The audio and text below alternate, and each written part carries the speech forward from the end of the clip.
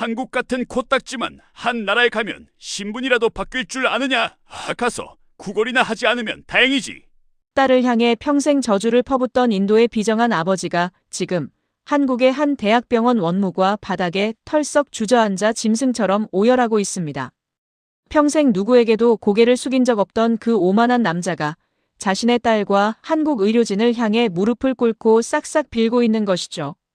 도대체 무엇이 이 지독한 편견과 오만을 단숨에 박살 내버린 것일까요?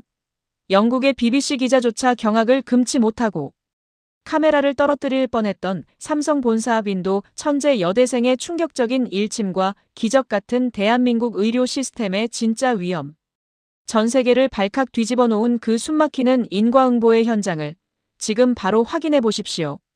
저는 프리아입니다.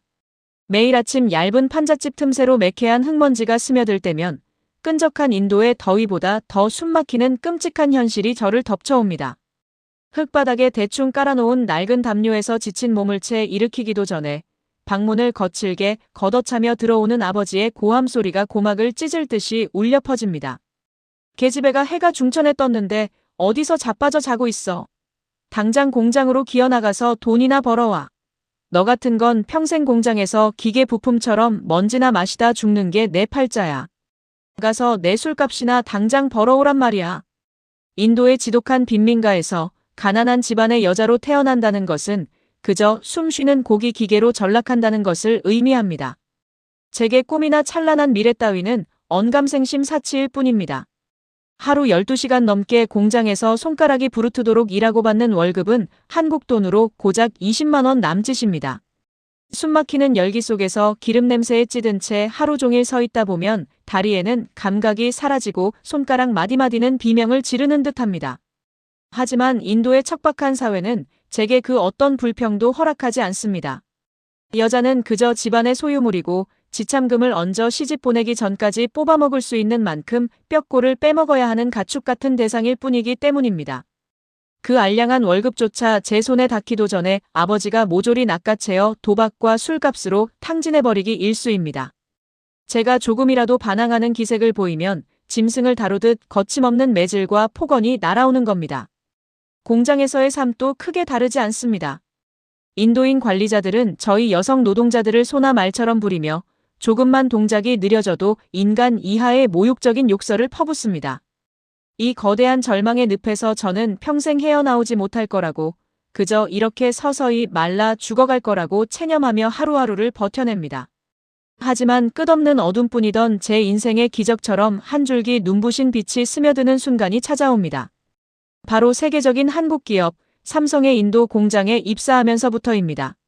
주변 사람들은 외국 기업의 하청 공장일 뿐이라며 코웃음을 치지만 저에게 이곳은 평생 잊지 못할 구원의 성지나 다름없습니다. 제가 태어나서 처음으로 천한 여자가 아닌 하나의 존엄한 인격체로 대접받는 유일한 공간이기 때문입니다.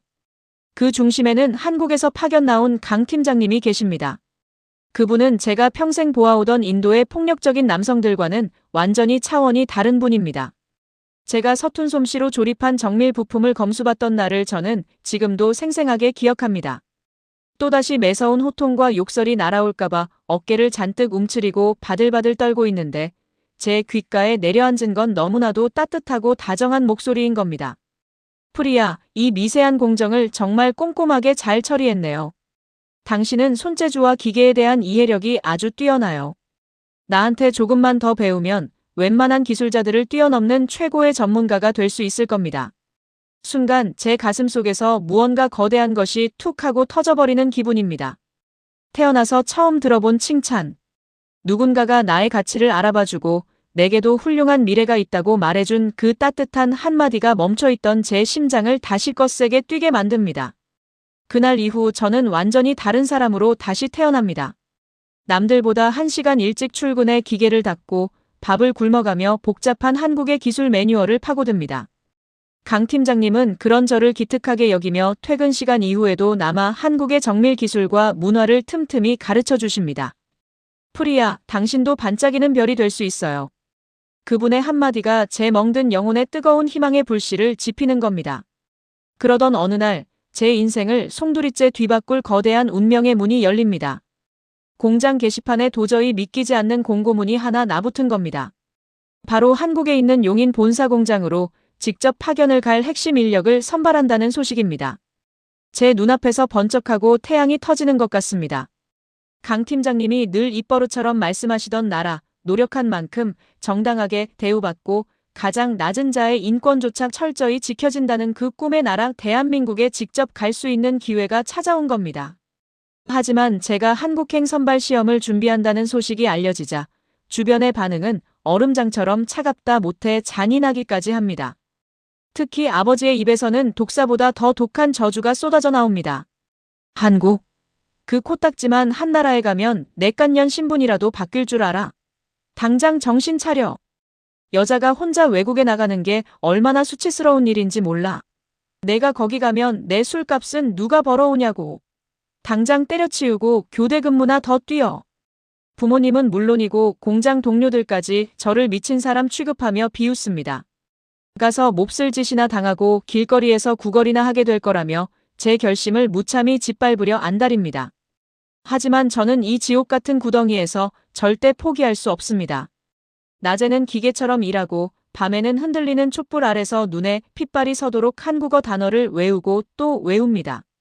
강 팀장님은 면접 때 어떻게 대답해야 하는지 밤을 새워가며 저를 지도해 주십니다. 운명의 선발 시험 날. 수백 명의 덩치 큰 인도 남성 노동자들이 몰려와 깡마른 저를 둘러싸고 낄낄거리며 조롱합니다. 여자애가 여긴 왜 기어왔어? 가서 밥이나 해. 사방에서 쏟아지는 비아냥 속에서도 저는 흔들림 없이 펜을 줍니다. 필기시험에 이어지는 실기 테스트에서 저는 그 누구보다 압도적으로 빠르고 완벽하게 부품을 조립해냅니다. 마침내 한국인 면접관들 앞에 선 순간 저는 터질 듯한 심장을 부여잡고 서툰 한국어로 그러나 그 어느 때보다 절박한 눈빛으로 외칩니다. 저는 일회용 기계가 아닙니다. 저는 생각하고 꿈을 꾸는 사람입니다. 인도에서는 저를 20만 원짜리 쓸모없는 물건으로 취급하지만 한국의 삼성은 저를 잠재력 있는 기술자로 보아주셨습니다. 가난과 성별이라는 굴레 때문에 제 능력이 썩어 없어지는 것을 더는 견딜 수 없습니다.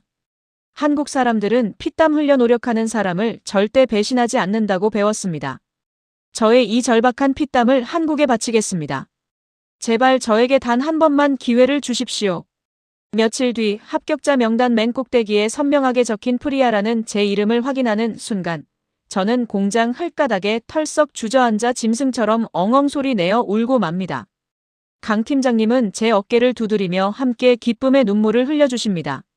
출국 전날 그분은 제게 한국에서 급할 때 쓰라며 두툼한 현금 봉투 하나를 몰래 쥐어주십니다. 그 봉투의 묵직한 무게보다 이방인인 저를 온전히 사람으로 믿어준 그 위대한 한국인의 따뜻한 마음이 제 가슴을 뭉클하게 후벼 파는 겁니다. 하지만 제가 낡고 해진 짐가방 하나를 들고 집을 나서는 그 마지막 순간까지도 아버지의 끔찍한 독설은 제 등 뒤에 비수처럼 냅다 꽂힙니다. 가서 굶어 죽든지 말든지 내 마음대로 해. 우리 집안 망신 다 시키고 잘도 되겠다. 너 가면 우린 이제 자식 하나 없는 셈 칠 거니까 다신 우리한테 연락할 생각도 하지 마. 내년이 한국 가서 번 돈은 한 푼도 빠짐없이 다 내 통장으로 붙여라. 알았어. 자식을 향한 일말의 사랑조차 없는 돈에 눈이 먼 아비의 그 소름 끼치는 악담을 뒤로 한 채 저는 덜덜 떨리는 걸음으로 비행기에 몸을 싣습니다. 비행기가 구름 위로 솟아오를 때 저는 낡은 가방 속에 고이 품어둔 강 팀장님의 한국어 사전을 품에 꼭 안습니다. 이 작은 책자 하나가 저를 인도라는 끔찍한 감옥에서 구원해줄 유일한 동아줄처럼 느껴집니다. 두려움이 없다고 하면 거짓말일 겁니다. 아버지가 퍼부은 저주처럼 정말 그 낯선 땅에서 길거리를 헤매다 굶어 죽게 되는 건 아닐까 덜컥 겁이 나기도 합니다. 하지만 저는 절대로 무슨 일이 있어도 살아서 이 지옥 같은 고향으로 돌아오지 않겠다고 다시 한번 독하게 마음을 다잡습니다. 창밖으로 점점이 멀어지는 인도의 땅을 내려다보며 저는 입술을 꽉 깨뭅니다. 낯선 언어와 살을 베어내는 추위가 기다리는 미지의 땅. 하지만 제 가슴 속에는 이미 강 팀장님이 심어주신 그리고 위대한 나라 대한민국이 피워낼 찬란한 희망의 불씨가 거세게 타오르고 있는 겁니다. 비행기 바퀴가 굉음을 내며 인천공항 활주로에 닿는 순간 제 심장도 미친 듯이 요동치는 것을 느낍니다. 공항 자동문이 열리고 밖으로 나서는 찰나 살을 에이는 듯한 매서운 한국의 겨울바람이 제 얇은 겉옷을 뚫고 뼛속까지 날카롭게 파고듭니다. 인도에서는 평생 단 한 번도 겪어보지 못한 마치 온몸을 칼로 베어내는 듯한 무시무시한 추위인 겁니다. 강 팀장님이 쥐어주신 비상금으로 간신히 도착한 곳은 삼성용인 공장 근처의 비좁은 고시원 방입니다. 한 사람이 겨우 다리를 뻗고 누울 수 있는 이 한평 남짓한 공간에는 차가운 냉기만이 가득합니다. 창문 틈새로 새어들어오는 칼바람을 맞으며 저는 매일 밤 두 무릎을 끌어안고 몸을 둥글게 웅크린 채 뜬 눈으로 밤을 지새웁니다. 다음 날 출근한 한국의 삼성 공장은 제가 인도에서 보던 것과는 아예 차원이 다르게 거대하고 최첨단입니다. 먼지 하나 없는 반짝이는 작업장, 쉴 새 없이 돌아가는 정밀한 기계들 사이에서 저는 어떻게든 살아남기 위해 매일같이 쏟아지는 새로운 기술들을 스펀지처럼 흡수하려 아등바등 발버둥을 칩니다. 놀라운 것은 한국인 동료들의 태도입니다. 인도에서는 여자라는 이유만으로 늘 무시당하고 소뼈다귀 같은 취급을 받는 게 일상인데 이곳의 동료들은 저를 인도에서 온 똑똑한 기술자라며 온전히 존중해주는 겁니다. 모르는 것을 물어보면 터세를 부리기는커녕 자신의 일처럼 발벗고 나서서 친절하게 원리를 설명해주는 거예요. 그들의 따뜻한 동료애에 감동하면서도 퇴근 후 캄캄한 고시원 방으로 돌아오면 지독한 외로움과 고립감이 다시 제 숨통을 조여오는 것을 느낍니다. 하지만 무엇보다 저를 가장 고통스럽게 만드는 건 바로 뼛속까지 파고드는 배고픔입니다. 지갑을 열어보지만 몇 장 남지 않은 1,000원짜리 지폐가 제가 가진 전 재산의 전부인 거죠. 강 팀장님이 챙겨주신 소중한 돈은 비행기 표와 첫 달 방세를 내고 나니 이미 바닥이 나버린 상태거든요. 퇴근길 식당에서 풍기는 따뜻한 국밥 한 그릇의 가격을 인도 루피로 환산해보면 도저히 식당 문을 열 엄두가 나지 않습니다. 이 돈이면 인도에서 우리 가족이 일주일을 배불리 먹을 텐데 머릿속으로 계산을 할 때마다 저는 무거운 발걸음을 돌려 가장 싼 컵라면 하나로 끼니를 때우거나 그마저도 아까워 화장실에 차가운 수돗물로 줄인 배를 채우고 맙니다. 굶주림에 잠을 뒤척일 때면 인도에 두고 온 아버지의 저주 섞인 목소리가 귓가에 환청처럼 맴도는 겁니다. 거기서 굶어 죽든지 말든지 내 맘대로 해. 그 지독한 악담이 당장이라도 현실이 될까봐 덜컥 겁이 나면서도 저는 주먹을 꽉 쥐고 흐르는 눈물을 꾹꾹 삼켜냅니다. 그러던 어느 눈 내리는 추운 겨울 저녁입니다. 그날도 점심조차 거른 채 늦은 시간까지 텅 빈 공장의 남아기술 매뉴얼을 외우다 고시원으로 돌아오는 길입니다. 며칠을 제대로 먹지 못한 탓에 극심한 어지러움이 몰려와 잠시 좁은 골목 담벼락을 짚고 위태롭게 서 있는데 어디선가 구수하고 따뜻한 냄새가 코끝을 스칩니다. 한국 사람들이 즐겨 먹는다는 된장찌개 냄새입니다. 그 냄새를 맡는 순간 꾹꾹 눌러 참았던 굶주림과 낯선 타향에서의 서러움이 한꺼번에 터져나와 핑하고 눈물이 도는 겁니다. 다리에 힘이 풀려 그 자리에 털썩 주저앉으려는 찰나 누군가 제 어깨를 단단하게 탁 붙잡습니다. 아이고 아가씨, 왜 여기서 이러고 주저앉아 있어? 어디 아파? 깜짝 놀라 고개를 들어보니 앞집에 사시는 한국 할머니이신 겁니다. 하얗게 센 머리에 깊게 주름진 얼굴, 하지만 저를 내려다보는 그 눈빛만큼은 이 세상 그 누구보다 다정하고 애틋합니다.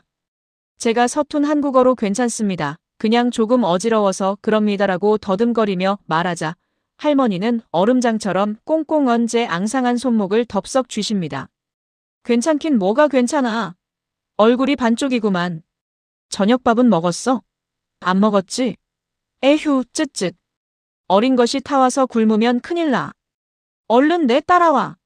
할머니는 제 거절도 듣지 않으시고 무작정 제 손을 이끌어 당신의 집 안으로 저를 데리고 들어가십니다. 낡은 미닫이 문을 열자마자 훅 밀려오는 훈훈한 온기에 저도 모르게 얼었던 몸과 마음이 스르륵 녹아내리는 기분입니다. 할머니는 저를 방 안에서 가장 따뜻한 아랫목에 앉히시고는 부엌으로 가시더니 금세 김이 모락모락 나는 된장찌개와 고봉밥, 그리고 난생 처음 보는 여러 가지 밑반찬들을 한 상 가득 차려오시는 거예요. 이거 다 우리 영감이 저녁에 먹으려고 넉넉하게 한 거니까 눈치 보지 말고 팍팍 먹어. 젊은 사람이 속이 든든해야 타지에서 일도 싹싹하게 잘하지. 숟가락을 쥔 제 손이 가늘게 덜덜 떨려옵니다.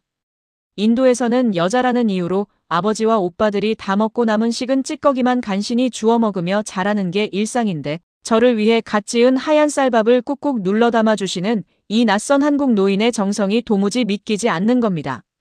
찌개 국물을 한 숟갈 떠서 입에 넣는 순간 뜨거운 국물과 함께 제 눈에서 참고 있던 눈물이 왈칵 쏟아져 내립니다. 밥알과 눈물이 뒤섞여 목구멍으로 넘어갑니다. 나를 낳아준 친부모조차 돈벌레 취급하며 나를 버렸는데 피 한 방울 섞이지 않은 낯선 이국 땅의 할머니가 저에게 생명줄 같은 따뜻한 밥을 먹여주시는 이 기막힌 상황에 가슴이 미어지는 겁니다.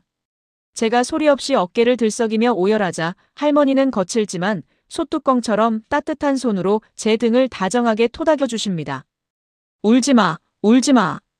타양살이가 다 서럽고 그런 거야. 밥 든든히 먹고 힘내면 다 지나가. 응. 잠시 후 방 안쪽에서 헛기침 소리와 함께 할아버지 한 분이 나오십니다. 무뚝뚝해 보이는 인상과 달리 할아버지는 제 앞에 따뜻한 숭늉 한 대접을 조심스레 내려놓으시며 빙그레 웃으십니다.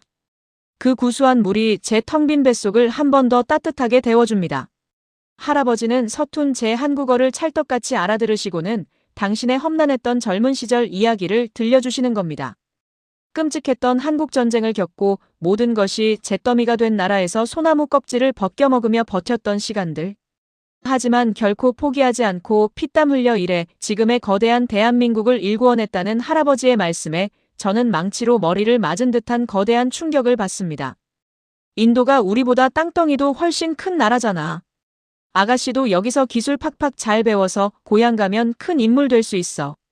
절대 기죽지 마. 한국 사람들은 열심히 사는 사람 절대 안 버려. 우리가 도와줄게. 할아버지의 투박하지만 묵직한 그 응원이 제 가슴 깊은 곳에 응어리져 있던 신분차별의 상처를 단번에 녹여버립니다. 인도에서는 가난해서 안 돼, 천한 여자라서 안 되라는 말만 평생 듣고 자랐는데 이곳 한국의 어르신들은 외국인 노동자인 제게 넌 큰 인물이 될 거다라며 끊임없이 용기를 불어넣어 주시는 겁니다. 주말이 되면 할아버지는 두꺼운 돋보기를 쓰시고 낡은 공책을 꺼내 제게 제대로 된 한글을 열정적으로 가르쳐 주십니다. 두 분의 조건 없는 사랑과 든든한 보살핌 덕분에 벼랑 끝에 몰려있던 제 타국 생활은 기적처럼 하루가 다르게 안정을 찾아갑니다. 꽁꽁 얼어붙었던 몸과 마음의 온기가 돌기 시작하니 공장에서의 업무 효율도 놀라울 정도로 쑥쑥 오르는 겁니다. 저는 더 이상 주눅든 인도 빈민가의 가난한 소녀가 아닙니다. 복잡한 기술 매뉴얼도 완벽하게 소화해내며 공장 관리자들 사이에서 웬만한 한국인 숙련공보다 낫다는 찬사를 받게 되는 거죠. 그리고 마침내 제 인생을 다시 한번 뒤집어 놓을 엄청난 기회가 찾아오는 겁니다. 저의 뛰어난 업무 성과와 한글 실력을 인정받아 외국인 파견 노동자 신분으로는 이례적으로 서울 강남 한복판에 있는 삼성 본사의 글로벌 핵심 인력으로 전격 발탁되어 파견을 가게 된 겁니다. 첫 출근을 앞둔 새벽 할머니는 짐을 챙기는 제 손을 꼭 쥐어주시며 당신께서 가장 아끼시던 고운 붉은색 목도리를 제 목에 칭칭 감아주십니다. 우리 손녀 서울 가서도 기죽지 말고 당당하게 잘하고 와. 그 따뜻한 응원을 등 뒤로 받으며 저는 한국 경제의 심장부인 서울 강남을 향해 벅찬 발걸음을 내디딥니다. 서울 강남 한복판, 하늘을 찌르듯이 솟아오른 거대한 삼성 본사 건물 앞에 도착한 순간 제 심장은 밖으로 튀어나올 듯이 거세게 요동칩니다. 인도 빈민가의 흙먼지 구덩이에서 쓰레기 취급을 받던 제가 세계 경제를 쥐고 흔드는 대한민국 최고 기업의 심장부로 당당하게 출근을 하고 있는 겁니다. 할머니가 메어주신 붉은 목도리를 꽉 쥐며 깊은 숨을 들이마시려는 바로 그 찰나. 제 눈앞에 도저히 믿을 수 없는, 아니 제 상식으로는 도무지 이해할 수 없는 엄청난 광경이 펼쳐집니다. 넓은 본사 앞 광장을 새카맣게 뒤덮은 수백 명의 사람들. 그들은 일제히 붉은색 머리띠를 두르고 거대한 현수막을 든 채 고막을 찢을 듯한 구호를 외치고 있습니다. 우리의 정당한 권리를 보장하라. 확성기를 든 사람들이 한국 최고의 권력자 중 한 명인 이재용 회장님의 이름을 직접 거론하며 거친 목소리로 항의를 쏟아냅니다. 그 순간 저는 그 자리에 돌부처처럼 굳어버리고 맙니다. 온몸에 피가 차갑게 식고 다리가 사시나무 떨리듯 덜덜 떨려옵니다.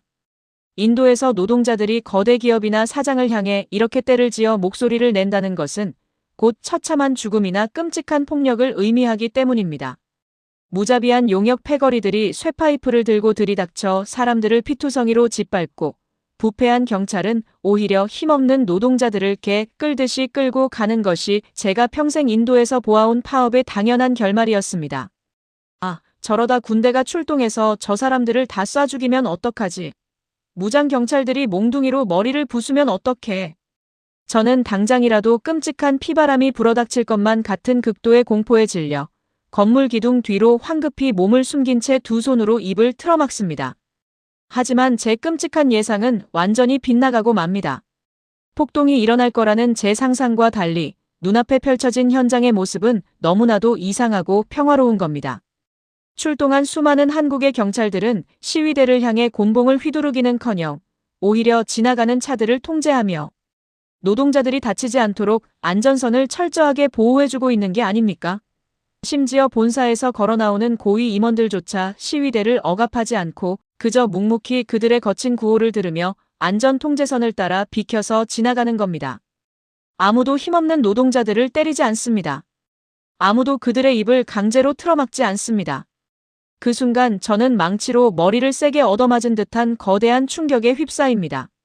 아, 바로 이것이구나.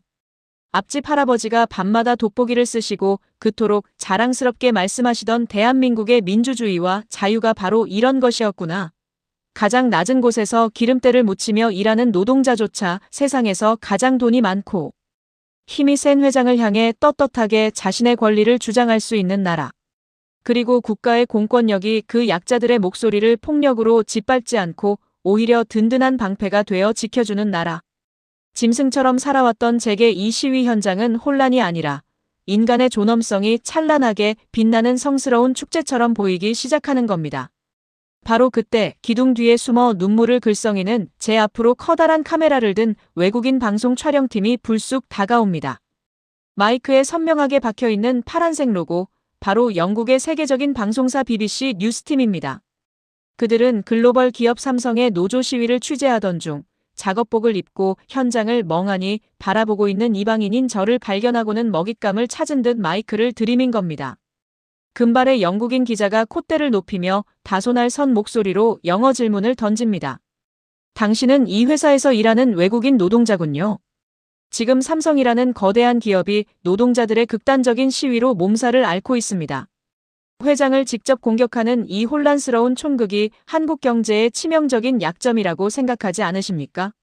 밖에서 온 제3자의 눈에는 이 무질서한 상황이 얼마나 끔찍하게 보이시나요? 기자의 입가에는 묘한 비웃음이 서려 있습니다. 분명 제가 이 시위를 비판하고 한국 사회의 갈등을 조롱하는 부정적인 답변을 내놓기를 기대하는 눈치입니다. 가난한 인도 빈민가 출신의 노동자가 이 복잡한 상황을 어떻게 이해하겠냐는 서구 언론 특유의 오만함도 깔려있는 듯합니다. 하지만 저는 뒤로 물러서지 않습니다. 마이크를 꽉 쥐고 그 어느 때보다 단호하고 불타오르는 눈빛으로 카메라 렌즈를 정면으로 응시합니다. 아니요. 당신은 지금 완전히 틀렸습니다. 제 묵직하고 단호한 첫마디에 기자의 눈이 휘둥그레집니다. 저는 영어로 그리고 할아버지가 가르쳐주신 완벽한 한국어 발음을 섞어가며 당당하게 말을 이어갑니다. 나의 조국 인도에서는 노동자가 불만을 말하면 일자리를 잃거나 몽둥이에 맞아 피를 흘립니다. 돈이 없고 힘이 없는 자들은 짐승처럼 숨소리조차 내지 못하고 짓밟히는 것이 세상의 당연한 섭리인 줄 알았습니다. 하지만 지금 당신 눈앞에 있는 이곳 한국을 똑똑히 보십시오. 거대한 제국의 총수 앞에서도 평범한 직원들이 당당하게 자신의 권리를 외치고 있습니다. 경찰은 그들을 보호하고 회사는 그들의 거친 목소리에 귀를 기울여야만 합니다. 밑바닥의 목소리가 꼭대기까지 닿을 수 있는 자유, 아무리 돈과 권력이 많아도 약자의 입을 함부로 틀어막을 수 없는 이 무서운 시스템. 이것이 바로 수십 년 전 전쟁의 잿더미였던 한국을 오늘날 세계 최강의 선진국으로 끌어올린 진짜 기적의 원동력입니다.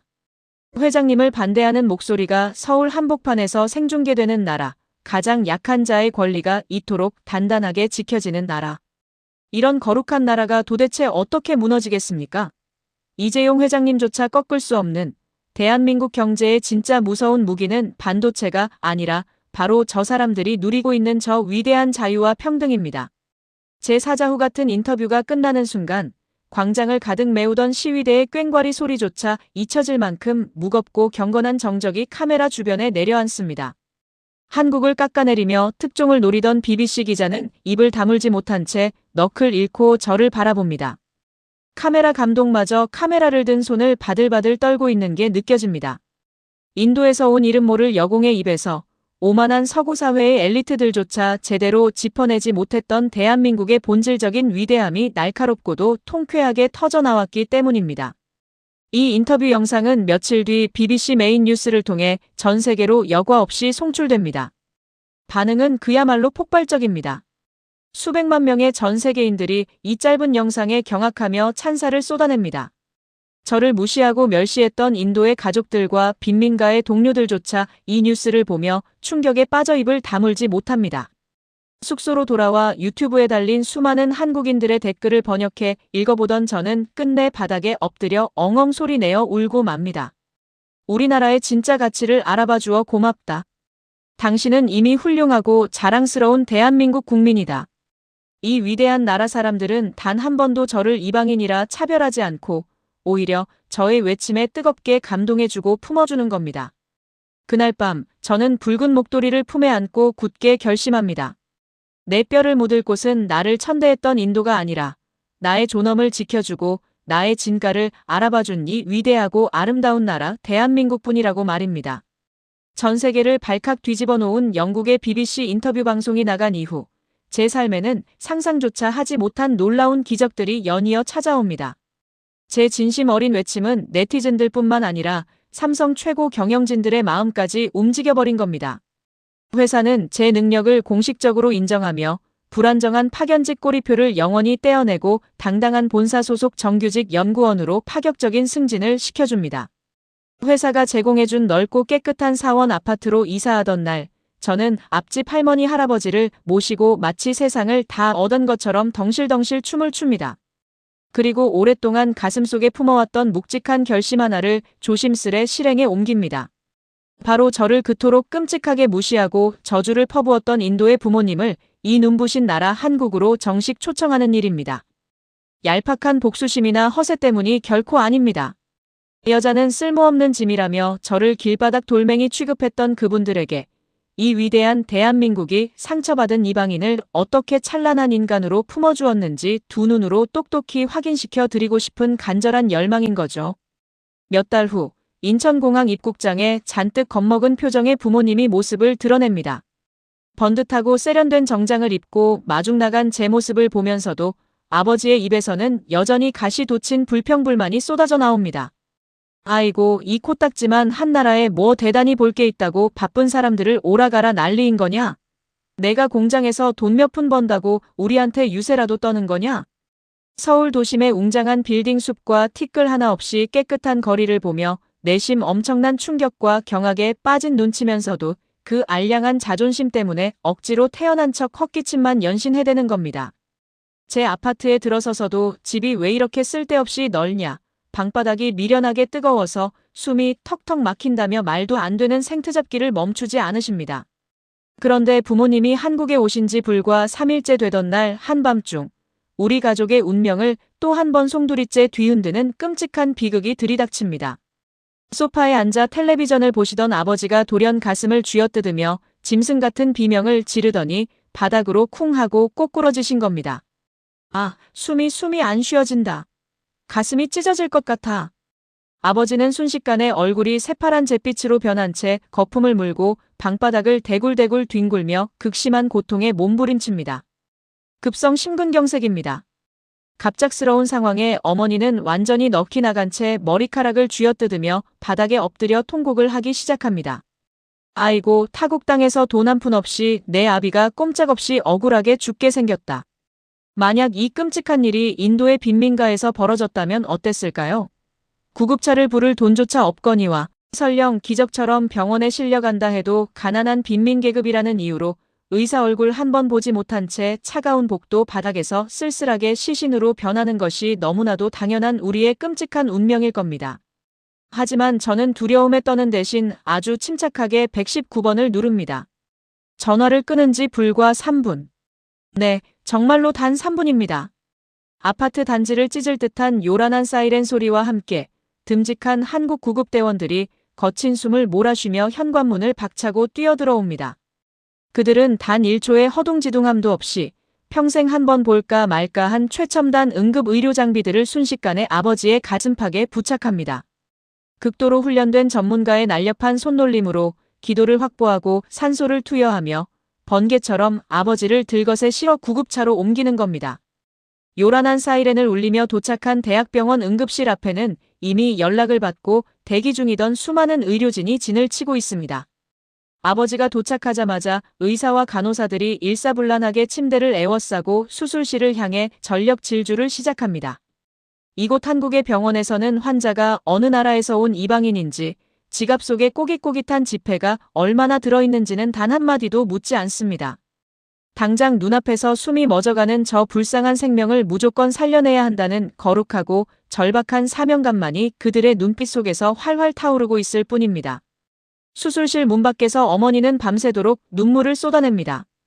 우리같이 가난한 인도 사람이 저렇게 어마어마한 의사 선생님들한테 치료를 받으면 평생 뼈 빠지게 일해도 갚지 못할 빚더미에 앉는 것 아니냐. 현실적인 공포에 질려 벌벌 떠는 겁니다. 하지만 서너 시간이 흐른 뒤 땀에 흠뻑 젖은 수술복을 입은 의사 선생님이 나와 옅은 미소를 지으며 저희에게 다가옵니다. 다행히 골든타임을 놓치지 않았습니다. 막힌 혈관을 무사히 뚫었고 환자분 생명에는 이제 아무 지장이 없습니다. 그 기적 같은 한마디에 저와 어머니는 그 자리에 털썩 주저앉아 연신절을 하며 소리내어 엉엉 오열하고 맙니다. 하지만 아버지에게 찾아온 진짜 거대한 충격은 퇴원 수속을 밟던 날 원무과 앞에서 일어납니다. 인도 돈으로 수천만 원, 아니 수억 원이 넘게 나올 거라며 밤새 입술을 깨물고 벌벌 떨던 그 엄청난 심장 수술비와 입원비가 놀랍게도 턱없이 적은 금액으로 청구된 겁니다.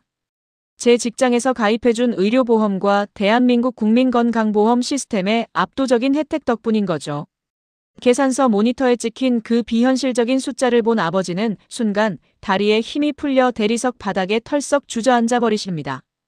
그리고 평생 단 한 번도 남에게 고개를 숙이거나 자신의 잘못을 인정해 본 적 없던 그 오만하고 가부장적인 아버지가 병원 로비 한복판에서 딸인 저를 향해 무릎을 꿇고 통곡을 하기 시작하는 겁니다. 프리야, 이 못난 아비가 정말 짐승만도 못했다. 나를 용서해라. 하나뿐인 딸을 지옥 같은 가난의 구덩이로 몰아넣고도 모자라. 생판 남인 나를 이렇게 완벽하게 살려준 이토록 위대하고 거룩한 나라를 함부로 욕하고 비웃다니. 한국은 사람이 사는 곳이 아니다. 여긴 신들이 다스리는 진짜 천국이구나. 나를 버려라, 딸아.